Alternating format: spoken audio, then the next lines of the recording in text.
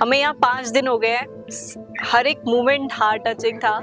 But एक चीज़ बहुत जो मेरे अभी दिल के करीब है वो ये कि यहाँ पर स्वराज यूनिवर्सिटी में you found so many like minded people जो आपकी तरह सोचते हैं, और अगर आप कुछ भी सोच रहे हैं तो आपको जज नहीं कर रहे हैं, वो आपको आप रहने के लिए पूरा माहौल दे रहे हैं। तो this was the one thing and जो मेरे दिल के बहुत ज़्यादा करीब है। और दूसरी चीज़ ये कि because of this workshop, because of this university,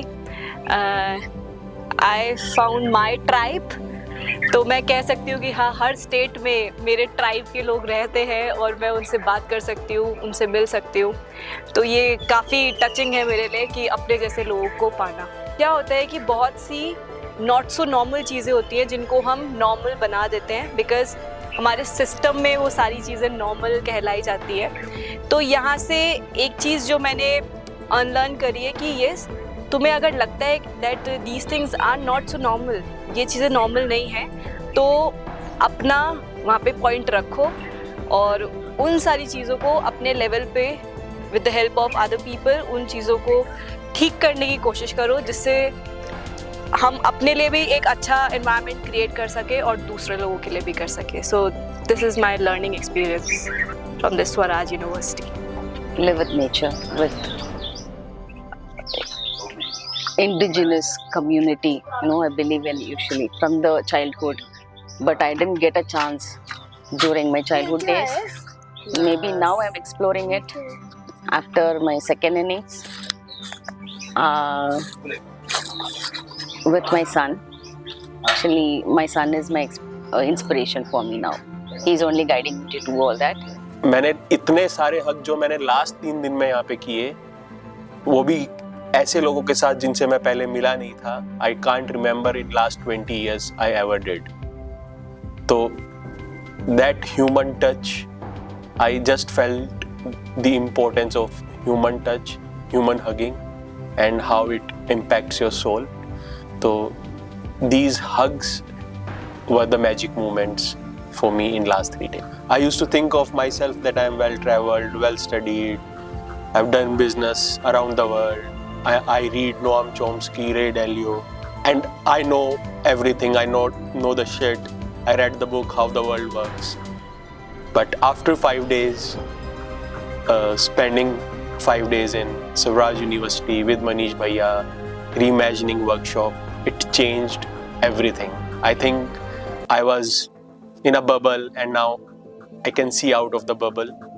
So how the factory schooling works, how the world really works. So it gave me a new perspective of the world and how I look at the things now.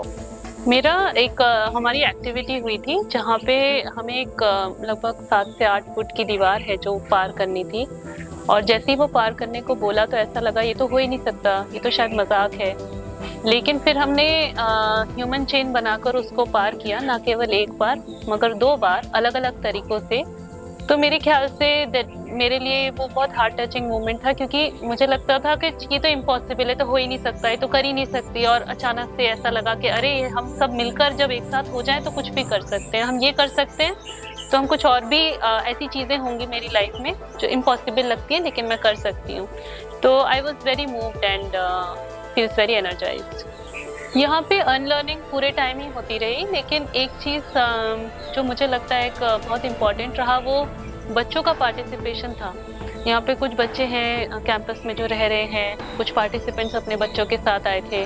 तो हमेशा क्या होता है जब हम घर में होते हैं तो बच्चों को चुप कर देते हैं, बोलते हैं कि अरे ऐसा मत करो, साइड हो जाओ, ये मत करो। लेकिन बच्चे भी पार्ट ऑफ द प्रोसेस थे। कभी वो हल्ला कर रहे हैं, कभी वो अपनी तरह से कुछ चीज़ें एक्सप्रेस कर रहे हैं और कोई रोक टोक नहीं थी उनको। पहले दिन बहुत अटपटा लग रहा था कि कोई बोलता क्यों नहीं इन बच्चों को कि चुप हो जाओ, साइड हो जाओ।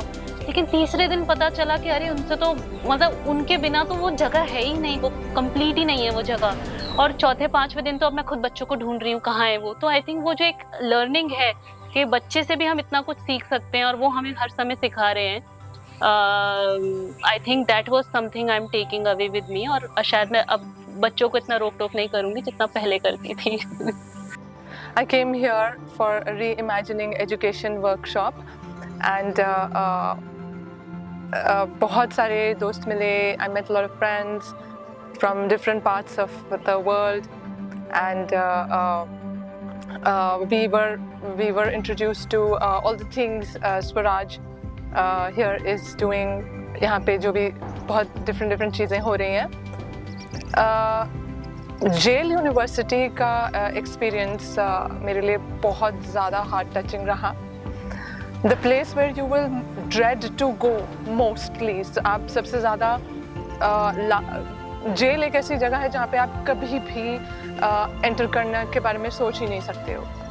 मतलब आपको मर्डरर्स, किडनैपर्स के लिए सिंपैथी आना बहुत ही मुश्किल है ना. So the whole journey of jail university जो हमने देखा कि वो लोग भी इंसान हैं, उन लोगों में भी दिल है, और हम ये सोचते नहीं है कि किस सर्कमस्टांसेस में वो कैसे पहुँचे. उनके लिए हमदर्दी नहीं बना पाते.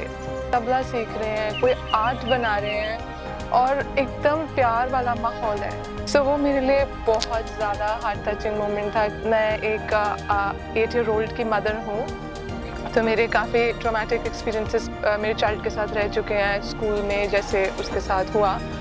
तो मेरी अनस्कूलिंग अनलर्निंग जर्नी थोड़ा पहले से ही शुरू हो गई थी. मैंने जो सीखी कि एक सीरियसनेस से बहुत सीरियस हो जाओ या डिप्रेस हो जाओ, यार अब नहीं हो रहा, उससे मज़ा नहीं आएगा. तो हंसते खेलते नाचते लाइट रह के गुनगुनाते हुए अगर आप चलते रहोगे तो आपको सब कुछ नज़र आएगा. सो जर्नी बहुत सिंपल है, प्यार की जर्नी है. हंस के मिल के गुनगुनाते हुए एक दूसरे का हाथ पकड़ के हम बहुत जल्दी क्रॉस ओवर कर लेंगे.